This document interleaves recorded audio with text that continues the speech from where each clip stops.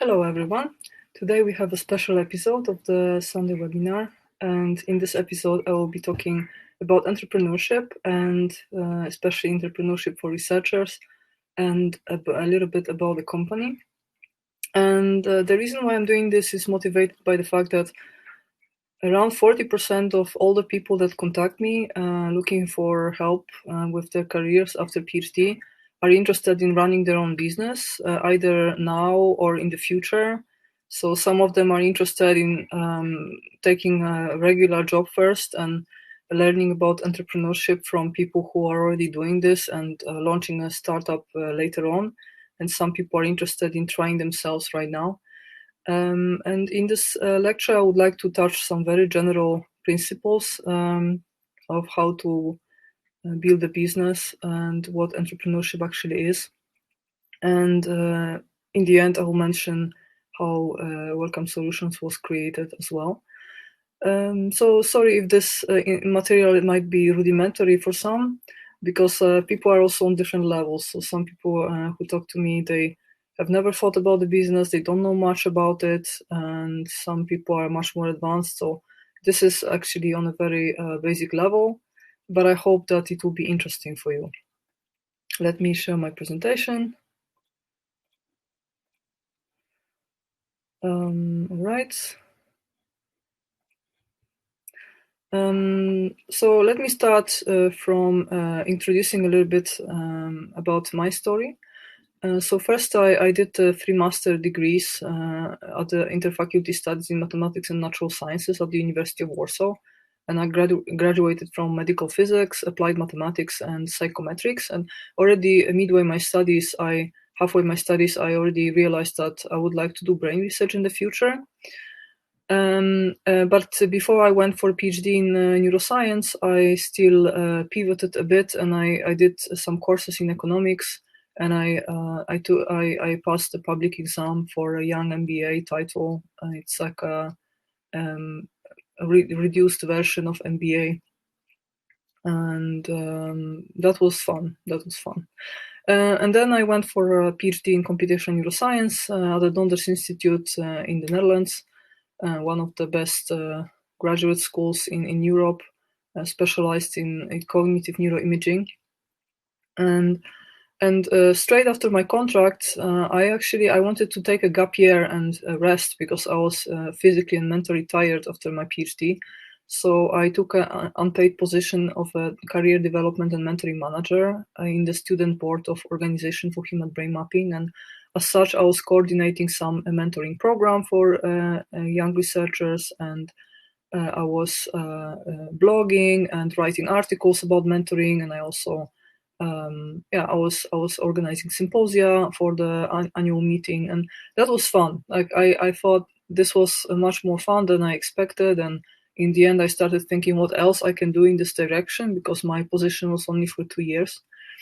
So in 2018 I set a public foundation, Stichting Solaris, here in Nijmegen, and the main objectives of the foundation are to help early career researchers with career development in general, and with getting better mentoring, but also with getting more opportunities in the job market. So we advise researchers online, and that was fun as well. So in the end, I after 2 years since my contract expired, I started thinking, well, on one hand, I was looking for jobs at that point, and I was exploring my opportunities, but at the same time, I started thinking that maybe this is a way of living for me. So maybe since I enjoy advising people so much, career-wise, maybe I should think about doing that for a living. So in July 2019, I set a company, Welcome Solutions, here in Nijmegen, and the main objective of the company is to help professionals, PhDs and other highly educated professionals, in getting a better overview of their opportunities and choosing the right careers for themselves, and helping people navigate in the job market. And I will tell you a little bit more about what company is doing at the end. And in the end of 2019, I published my first book. It's entitled what is out there for me, the landscape of post-PhD career tracks. And the second edition of this book is just coming out soon. And the book is all about what opportunities you have, what different working environments are there on the job market, and different tribes and different working cultures, and how to recognize where you fit best, and what pitfalls you should avoid while thinking about your jobs. And there is a lot of self-discovery exercise in this book as well, to help you figure out better what you should choose. And so the assumption is, well, in fact, to find the right job, 80% of the effort is to find the right environment and a group of people who think like you, and only 20%, the remaining 20%, is to draft your CV and a letter in a way to persuade those people that they should take you on board. So most people actually invest most of the effort in the wrong activity. So they only concentrate on the application documents, and they don't spend enough time researching the job market. And I actually wrote this book because I wanted to give people better tools to also get better information about what is out there and what you can choose from. So what is entrepreneurship all about? Now to the point, what is entrepreneurship? So, every business developer probably will give you another answer to this question, but I think an answer that will come back quite often will be, you need to produce value. Entrepreneurship is about producing value, and that means that to put it straight, you have to produce something that someone wants to buy. So it's either it must be solution to someone's problem. So it's either going to be a service that improves the quality of their life in some way, or it has to be a product that they are willing to use. And there are different types of businesses, and there are different classes of businesses. So the simplest, the most straightforward division would be that there are three types of businesses. One is business to consumer, which means that you sell your products straight to consumers who, for instance, you sell shoes, you sell Starbucks coffee, or you sell vacations to private individuals who are willing to pay for your product or your service. Second type is business to business. So that's when one company sells to other company. For instance, if your company produces machines to produce computer chips like ASML and sells it to other companies such as Apple, then this is a typical business to business. Or if your company is a cloud computing services, and then other companies use your hosting services and your cloud computing services to do their operations. Or if you are a company who owns a building and then you rent offices to other companies, that's typical business to business. And the last class is business to government. So, for instance, army is one example. If you're a company that produces some equipment for the army, then your client is basically the government. Or, for instance, if you offer courses for universities, you are also B2G, because the institution that is buying your products, in this case, or services, in this case, university, is a public institution paid by government. So now I have an IQ test for you, which is, which business model do you think is the hardest to effect? Is it business to customer? Is it business to business, business to government, or they are equally hard? It's a tricky question if you have never thought about this before, and I will give you a few seconds for thinking, and then I'll tell you what, in my eyes, what is the best answer here.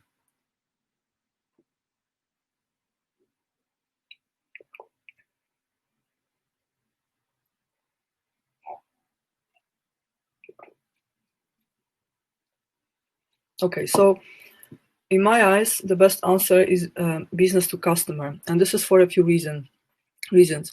So firstly, most private customers are not very loyal. So if you have an internet provider and then you figure out that there is a cheaper internet provider next door, you switch, right? And customers, they immediately choose their choice anytime they spot a better option, or option that they believe might be better for them. Or they also like to try new things. They also, their choices are often irrational. So sometimes they just like buying stuff just because other people bought them before, bought the stuff before, and the stuff is fashionable at the moment. This decision making in the market is often irrational, and it's a herd instinct often.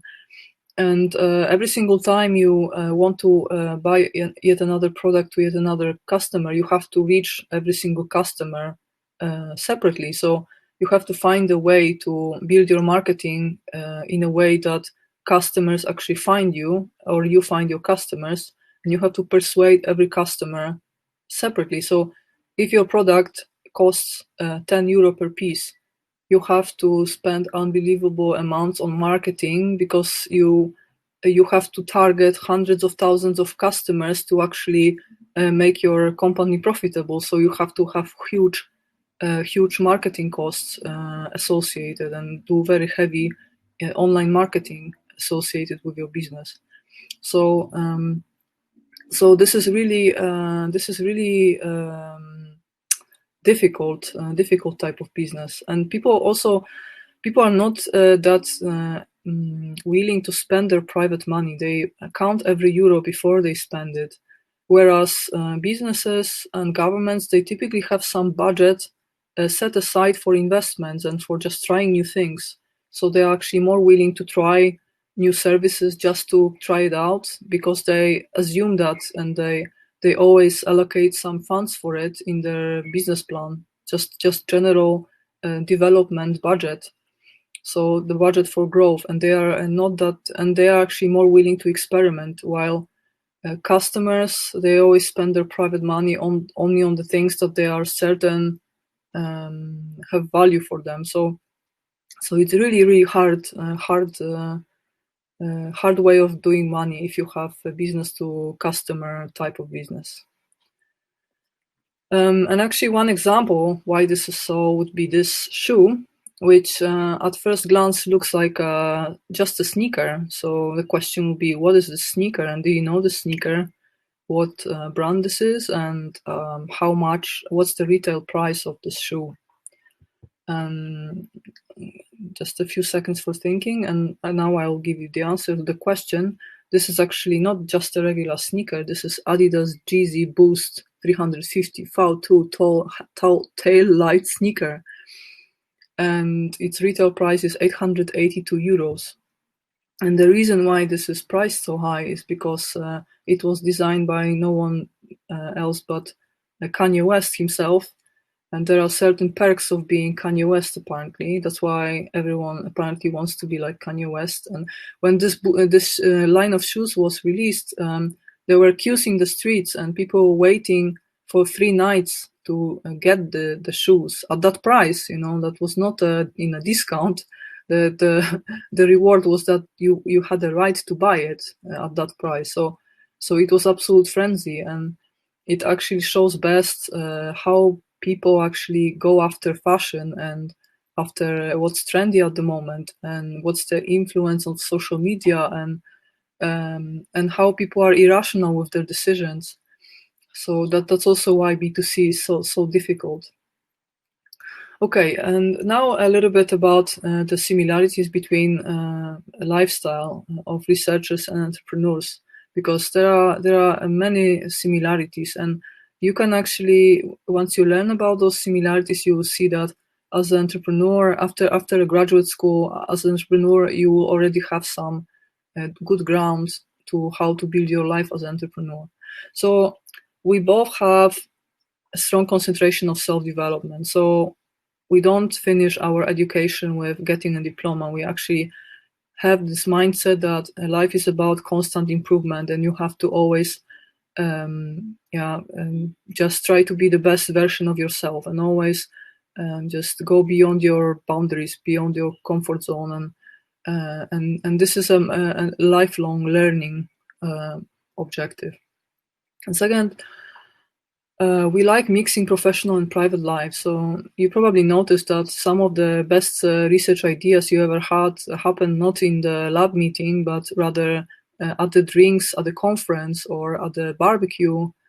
And this is because researchers actually keep friends and co-workers quite close, and often they are the same people. And sometimes a party becomes a research talk, and sometimes a research talk becomes a talk about life, and these two come very close. And the same is with business. So your friends sometimes become your business partners, and your business partners become your friends, and there is no clear distinction between the two. And we also have a lot of personal freedom. We have a freedom of how to plan our day. We have to plan our agenda by ourselves.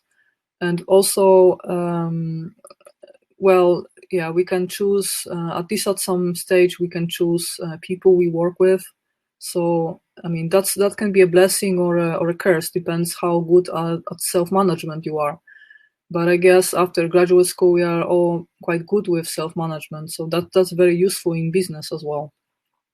And there is no comfort zone. There is no such thing as just a 9-to-5 job where you kind of, you learned enough and now you can just keep on working without worrying about the future, without, you don't no longer have necessity to be creative, to find new solutions. You can just peace out and chill out, and you're safe. There is no such thing in research. There is also no such thing in entrepreneurship. And it's all about constant troubleshooting. So of course there are these happy days sometimes when everything you're doing is basically creating new stuff and just joy of creation. But most of the days are actually days when nothing works and you have to just run from one fire to another and just seize the fire. And it's the same with research, and it's the same with entrepreneurship. Like most of the time you try things and the things don't work, and then you have to change the strategy and keep on changing, keep on pivoting as long as it takes for the project to work. And it's all about proposing and presenting solutions to problems. So that's very closely related to the previous point. So it's you have to be innovative, and you have to have a new insight, something that your competition doesn't do, some extra value that you provide that your clients will appreciate. And it's very competitive, both of these areas. So it's never that there are enough resources for everyone.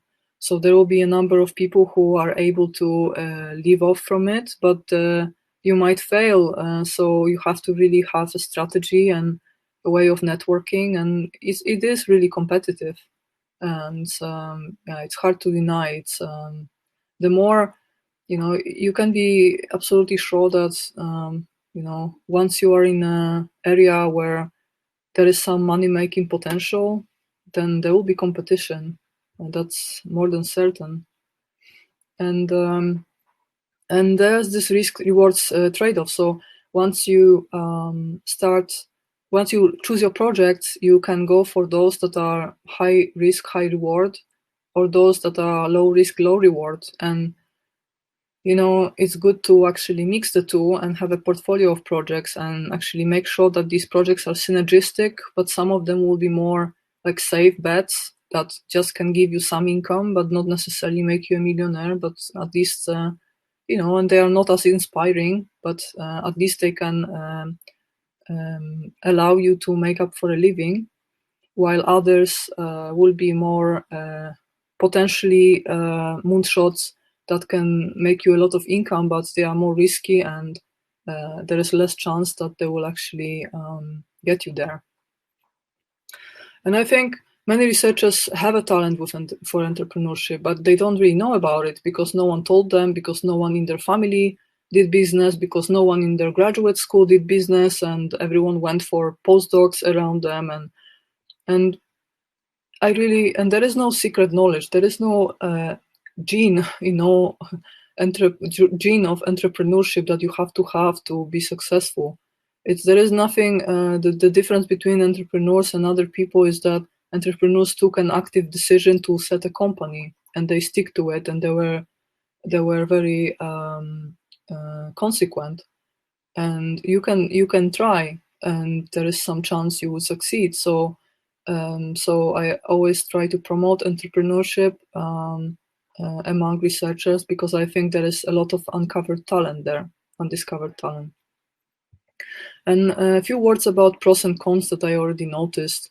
So pros of entrepreneurship is that I think the way of spending time is really efficient. So if you want to talk to your business partner, you talk about something. You don't organize weekly meetings just for the sake of having weekly schedule, like lab meeting, where people sit and just look at their watch because they just have to sit there for 2 hours just to show that they have group spirit. And the whole point of the meeting is to meet and pretend that you care about each other's projects. There is no such unproductive meetings in entrepreneurship. Really, every time you meet, you really want to make something out of the meeting, and you typically call if there is a problem or something you want to discuss or some idea to discuss. And ever since I started the company, I feel that I'm spending my time in very productive ways, and there is no dead time really.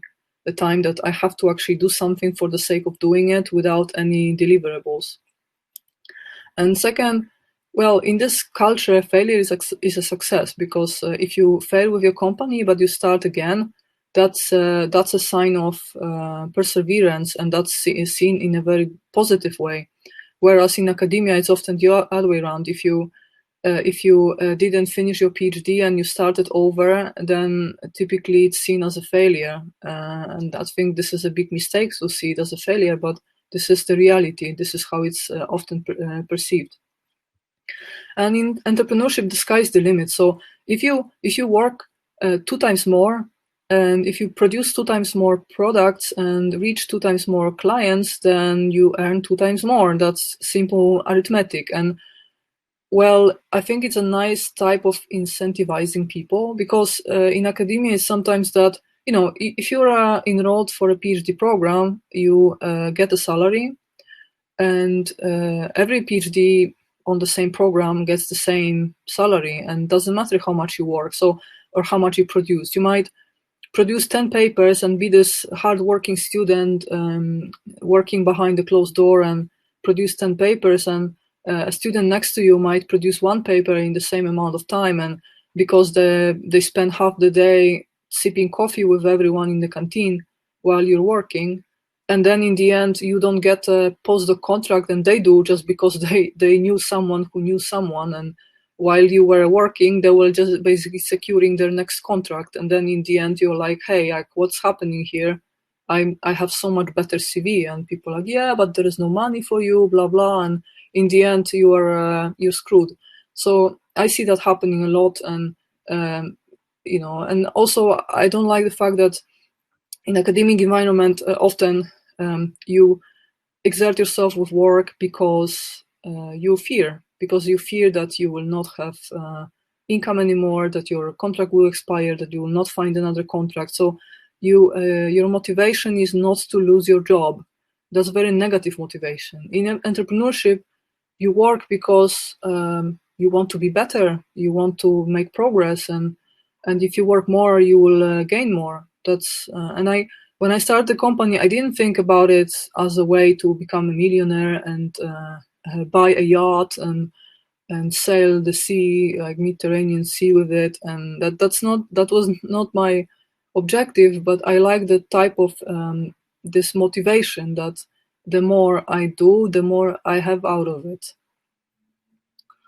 It's very proactive and it's very positive type of motivation. And lastly, I would like to mention, it's really nice that rewards in entrepreneurship reflect the way you produce the value you produce for other people. So, as opposed to promising that you will produce value, because what writing grants actually is promising. So once you write a grant, you promise to the government that you will execute the project that you proposed. and you get money upfront with hope that you will actually do as you promised. And you know how it often is with grants. They are written by specialists who are specialized in writing grants, and they are framed in a way that it's actually saving humanity, whereas in fact it's not. It's just a wicked publication game, and in fact the society doesn't get much out of it. And in this case, if you're a researcher, if you're an entrepreneur, you have to first produce, and then you get payment for it. And anytime someone clicks and buys my book, or comes to the course, or asks about recruitment, I feel that means I did well. I did produce value, because if someone is willing to invest in it, their time, their money, that means that I gave value, and I also feel much more appreciated this way. And now a few words about cons. First, well, you will have a long and bumpy start. Also because researchers are very idealistic and principled, and if you spend your whole life in academia, then the first time you go to entrepreneurship, you might be really disappointed with amount of common shit that you will experience, because there will be a lot of people who are good salesmen, and they can frame themselves as people who are competent and doing things for humanity, whereas in fact the only thing they are after is money. But you will need time to actually figure that out, and they are really good at hiding their true intentions. And there's a lot of people who have different intentions that they say they have, which is uncommon in academia, so we are not prepared for that. And there will be a lot of people who will ask you to do stuff for them and promise you stuff, but then run with your work. So for us, it's obvious that if you do something for someone, they will do something back for you. But many people are in business are not like that. They will just thank you for your input and then run with your work, and that's it. So and it's also it's really hard to find the right business partners from the start, because if someone is already successful as a business person, so they already successfully build a few companies, they already generate a lot of revenue, they are wealthy, then they typically lean towards setting companies and new initiatives with people who are alike, so other people who are also have a strong network, who already have success, so they flock together. But if you're a beginner, it's unlikely that those people will get you on board as a co-founder of a company. Well, it's possible, but it's unlikely. And most of the time, if someone approaches you and they propose that they would like to set a company together with you, typically it's a bad deal. It's a deal when this person is like a business developer without any skill, and they're just hustling around, and they don't even know the details, technicalities about any project. They just want to find more competent people than themselves to actually do the actual work, so that they can put the label of business developer on their name. But they are not really competent in any ways, and there's a lot of people like that. So there is no free lunch. So if someone tells you, yeah, we want you on the project, it's usually a bad deal. So to build a good team, you typically have to discover and approach people on your own. And these good deals are not laying in the street, and no one will knock at your door and say, hey, we are setting this cool company, we want you as a co-founder. That's not going to happen. So it's really hard to start in that sense. And it's a race against time. Again, if you stand in place, then you're going backwards. And you have to always think about how to improve, how to make your product better, how to expand your operations. You have to think 15 steps ahead. There is a good book by Patrick Bet-David recently, and it's that as a business person, you have to think like a chess player. You have to really plan ahead and just have a vision, go forward. You always have to go forward. And also there is a lack of respect for idea ownership. That's sometimes a problem. So business people are paranoid for a reason. They are paranoid and they don't reveal their cards too early, and they don't talk about their plans openly. And that's for a reason, because there is much less respect for ideas and idea ownership in business. So the assumption is that many people have that assumption that if the idea is not patented, then it's nobody's. So everyone can pick it up. So if they hear your idea from you, they might just as well pick it up. If they don't have a better idea by themselves, they might just take it and do whatever they want with it. So this is really indeed a danger, and you have to always be you have to have a system what you are willing to talk about and with whom. Because if you don't talk about what you're doing at all and about your plans with anyone, then you also lose opportunities because you have no one to collaborate with. So you have to know whom to talk to, and you have to have a sense, be able to read people and be able to tell whom to talk to and on what occasion, and when you should keep silent. And for instance, I can tell you what my rule is. So if I meet someone who is themselves very hardworking and very competent, and they are very creative by themselves, and at the same time they are very well connected, then I often talk about my ideas, because those type of people who are creative by themselves and very hardworking, they typically don't steal ideas, because they have so many ideas on their own to-do list that they don't even have time to steal an idea of someone else, because they have just not enough time for their own ideas even. And if they are well connected, then there is a good chance they will connect me with the right people. So then there is a good reason to share. But if I meet someone who is not very accomplished, like in a conversation doesn't really give a feel for being a very creative person by themselves, just someone very, who has very generic knowledge and just is in the field for a long time. That's why they basically make income, because they somehow, they stayed for long enough to make their business work in some ways, but they're not very inspiring people. And I don't really feel anything like special or any inspiration from talking to them. And I don't feel like I'm talking to someone who is like a leader or like innovative person. Then I usually don't share, because I feel this is a type of people that might potentially take other people's ideas just because themselves they are not very creative.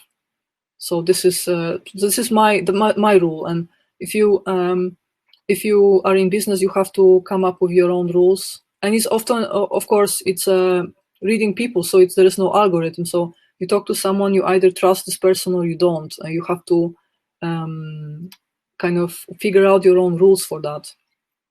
And it's sometimes subjective, of course.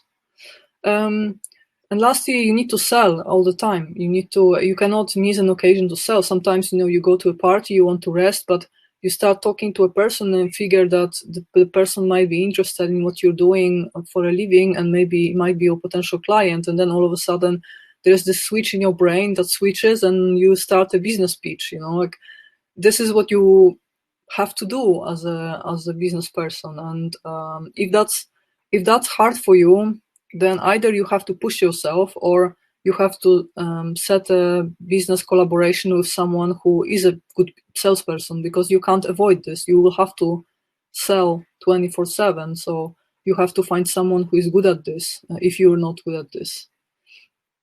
Okay. And I think the hardest decision is to try. I mean, for me, it was also a hard decision. And even after I already set a company at the Chamber of Commerce, I still didn't really made that switch on my mind that this is my main identity right now. So I still identified myself as a researcher with a company, not the other way around. Now, a year later, I identify myself as a entrepreneur who is a researcher in free time. So my identity, my perception of my identity changed in the process, but it was a process. It didn't come immediately. And it was a hard process, but I think, and now I feel great about who I am. But it wasn't easy, and it's a hard decision. But I think if you have that type of personality that fits this picture here, then I think it will be a good decision for you.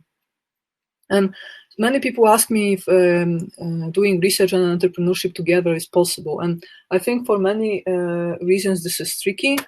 And I think the main reason is because both of these activities are very intellectually engaging, and it's just hard to rest from one of them doing the other one.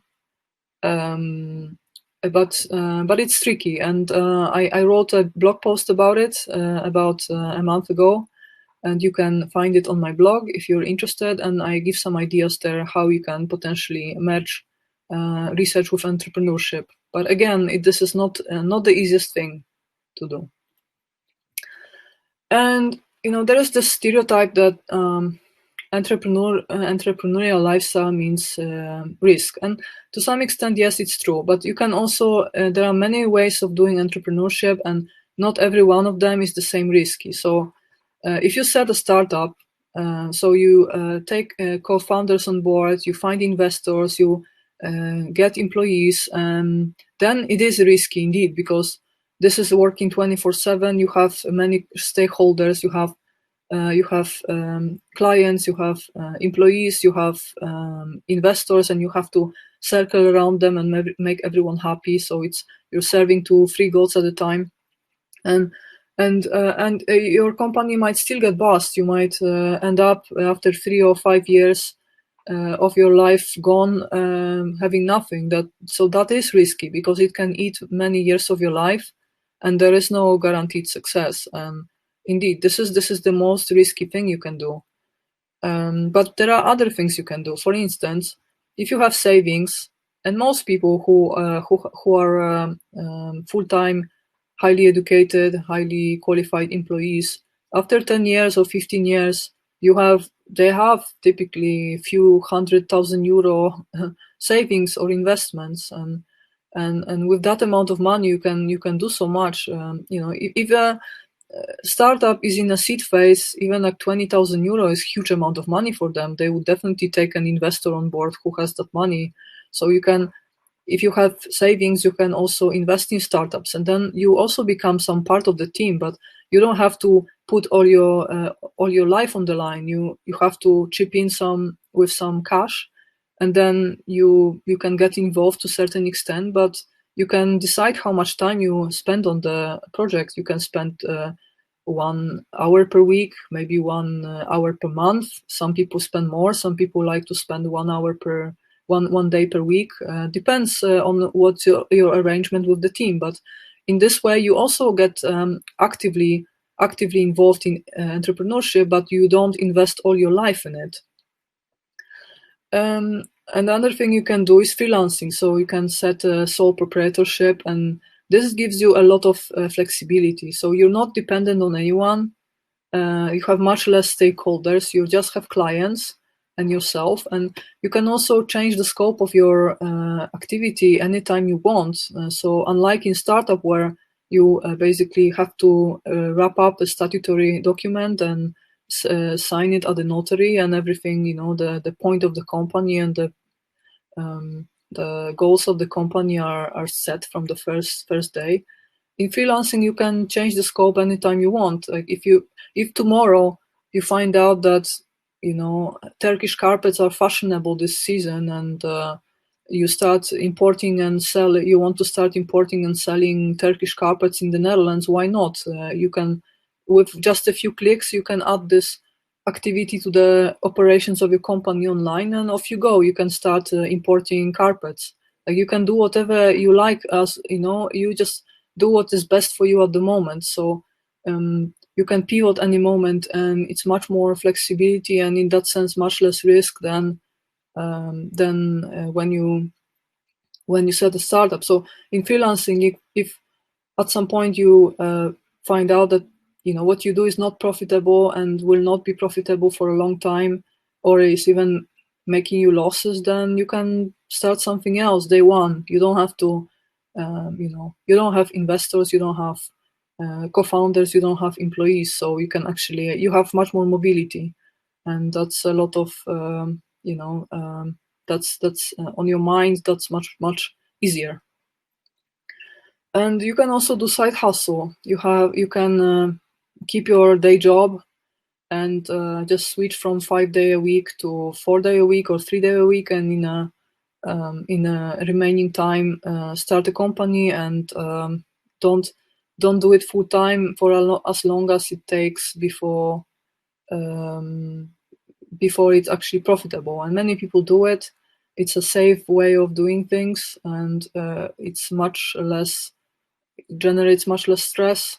And and if you already have a day job that is decent, then might be actually a preferred way of doing things, because it really takes off this mental burden and the stress from your shoulders.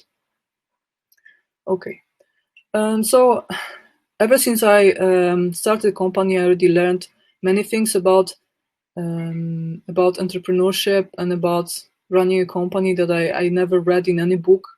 So no one ever told me that that's going to happen, but it's really interesting. So some of these points I would like to share with you. One thing is there are a lot of new fears that you get. For instance, like I see every day hundreds of hackers or malicious bots are trying to break into my company website, and I guess this is common. This is like what every website basically experiences, that this army of bots. But it's still scary if you look at the logs and you see that every single day there are hundreds and hundreds of trials to basically destroy your business from you don't know whom. I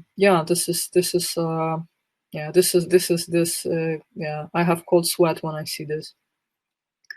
Second thing is you become non-fungible. Non-fungible means that you're irreplaceable. So, for instance, if you have to give an event, if you have to go give a workshop, you can't get sick. You can't say to all your clients, "Oh, sorry, I have a cough today and I will not come."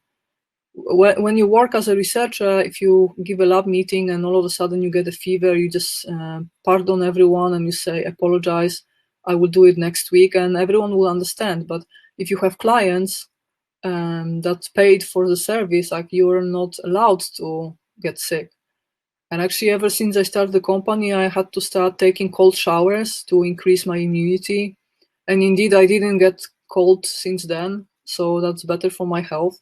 But I had to start caring about my health much more. And so indeed, I am much stronger physically, but it's all for the sake of the company. I never cared about my health before, and now I do.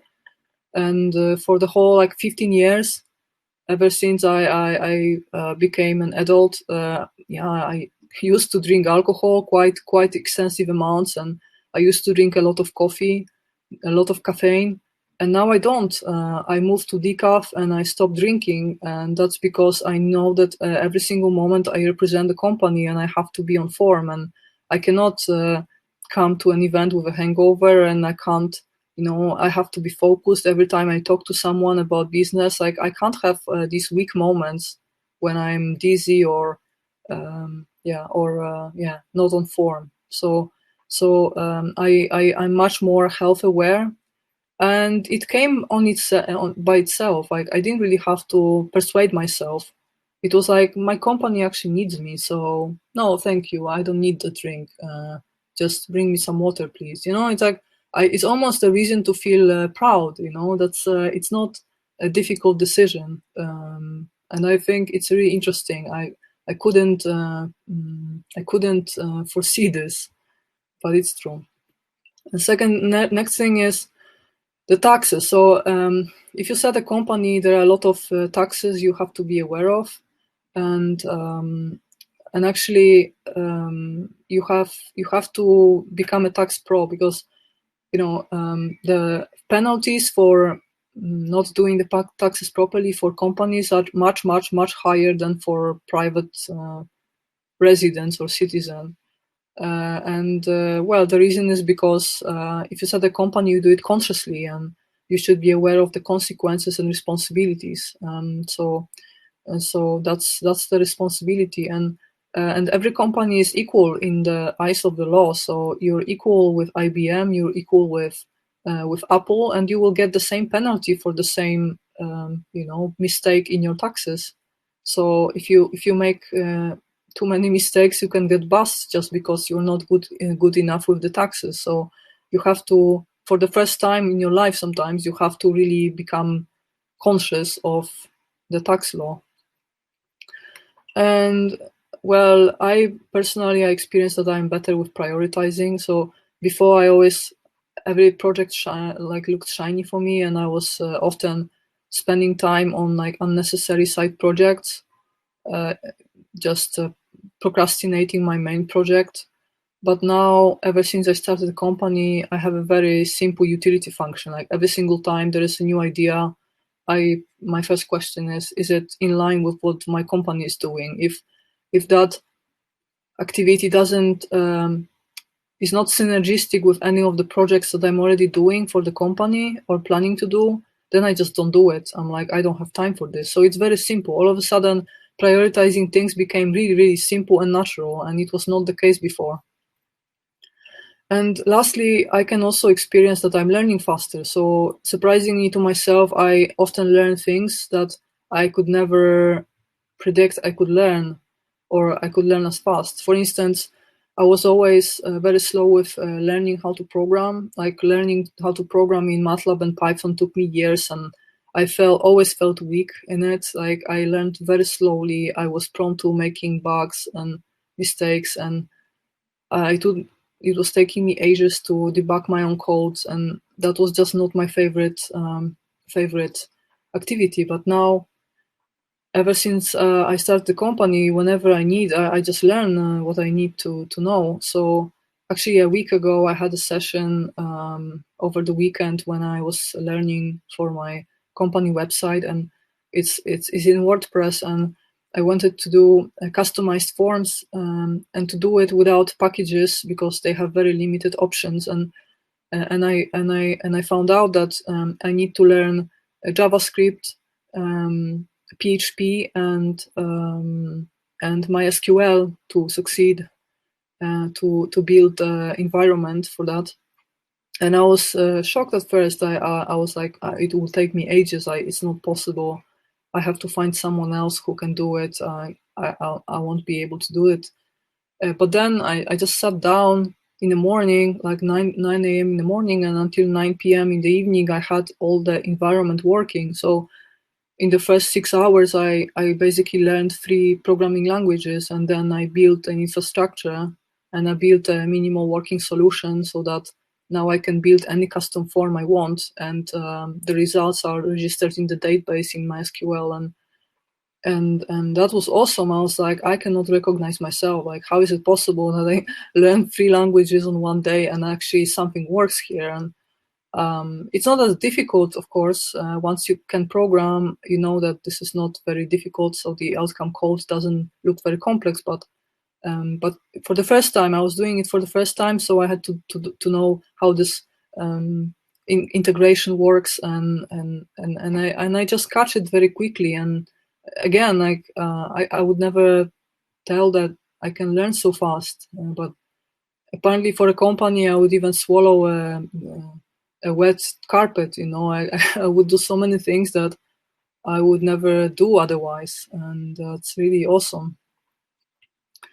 And one important thing in business, in general, whatever you want to do, is you can never do business alone. And even if you do sole proprietorship, so you set a company all by yourself, you still need to acquire clients. So you need very strong networking, personal network. So you can't do business alone. That's not possible. And you have to put a strong focus on networking, even if you formally don't have co-founders. And if you're not very good with networking, then you will not do well. So you have to take it into account that many of your working hours will not be doing the actual work, but also the networking part. And you have to be prepared for that.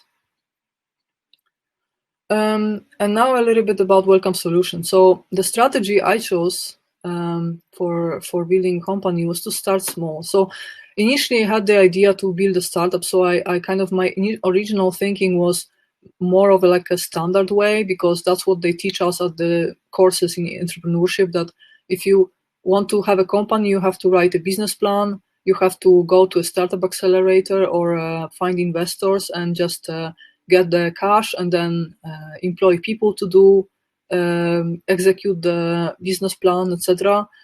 And this is the usual way, that this is the way they teach us. But this is so not true that this is necessary. It's like, it really depends what you want to do. And when I thought about it one more time, I realized that I don't have to start big. I can start small. And in fact, it's possible that I don't even need investment from my business, because I can build products with my own hands, and I don't need a team of developers in this case. So you only need developers when you build a platform, peer-to-peer platform, with some new service that needs some new software solutions. But if it's anything else, then most of the time there are ways to get away without a team of developers, because there are so many automatized solutions or semi-automatized solutions these days, or platforms that are just so user-friendly, like WordPress, and you can do almost anything there without much programming skill. And it was really important for me to have a control over my company at first, because I really felt at that point in my life, I really felt like I need to regain control over my own life. And that was very important for me. And that was for a few different reasons. So one reason being that in the end of my PhD, I was really burnt out. And during my PhD, I was pressed to do projects that I didn't find valuable. I had discussions about this with my superiors, but they were pressing on me to do projects where I knew already that the project has absolutely no chance of working. The project doesn't have, there is no point. And it was so futile, and I felt very, very frustrated being pushed to do those projects. So I felt, I want to be in charge of what projects I choose, and I don't want to be influenced by someone who has enough share in my business to tell me what I should or shouldn't do. And this is very important at this stage.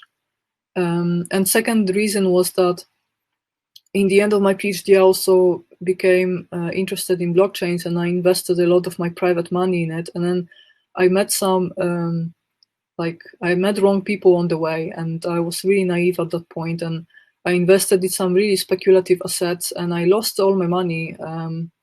And now that was also why I felt that I don't want to do anything speculative. I don't want to do anything that I don't understand really well. And I don't want to need to trust other people that there is a value in projects where I cannot see that value by myself.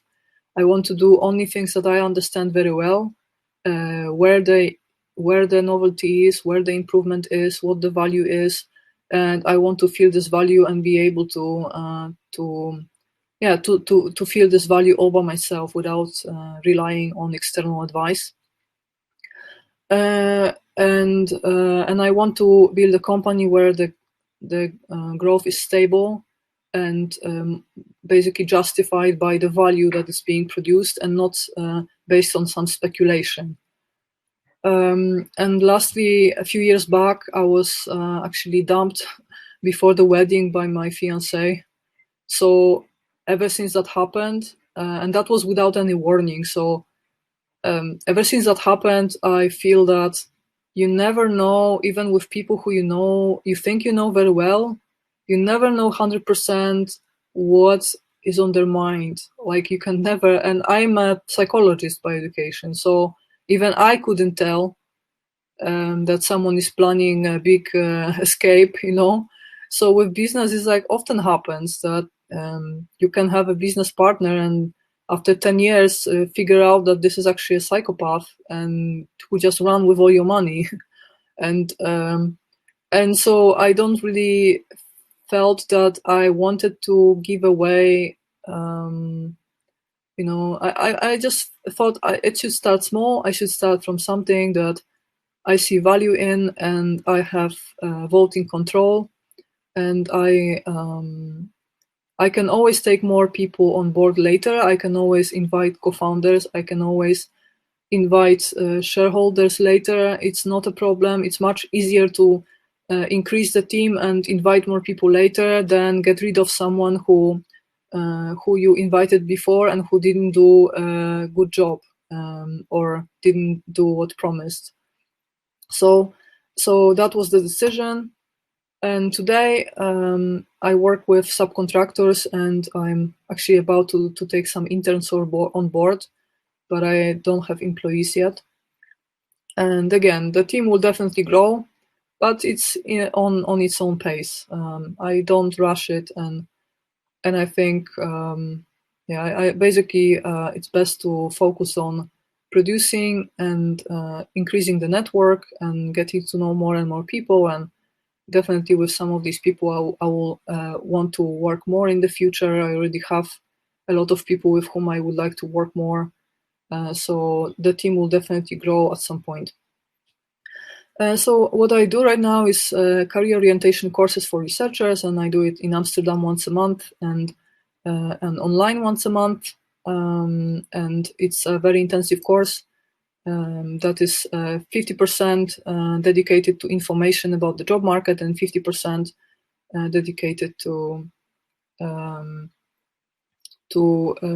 self-discovery exercise. So helping people really figure out where they should go on the job market to excel and to find their tribe. It's very intensive, and there is a lot of homework from it. And then the course concludes with one-to-one coaching session online, when we actually create a plan for where to apply precisely, what strategies to use, and how to complete application documents. So it really ends up with a plan of action, and with action, hopefully. And then I'm also offering coaching programs. It's actually an offer meant for universities, but there is also, of course, there is a possibility to also book such a program privately.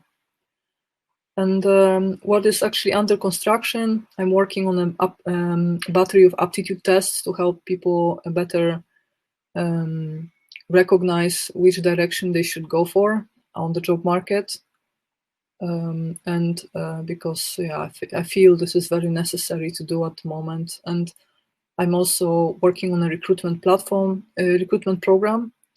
that is meant for highly qualified professionals, and that where in this solution more focus is put on the values and non-material qualities that people are after, and next to hard and soft skills, because hard and soft skills is the basis for recruitment in most recruitment agencies. But in this case, we also think about cultural aspect and the mental aspect and expectations and how you see yourself and what's your relationship with your own job. And this very highly determines where you should or shouldn't go, and what position and what environment. So this is a very important aspect of this recruitment.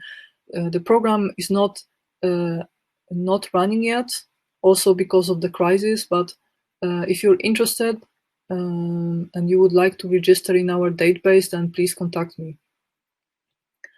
And if you enjoy this type of content, I also write my personal blog, and it's in general about science careers, but also just general about psychology, all sorts of topics.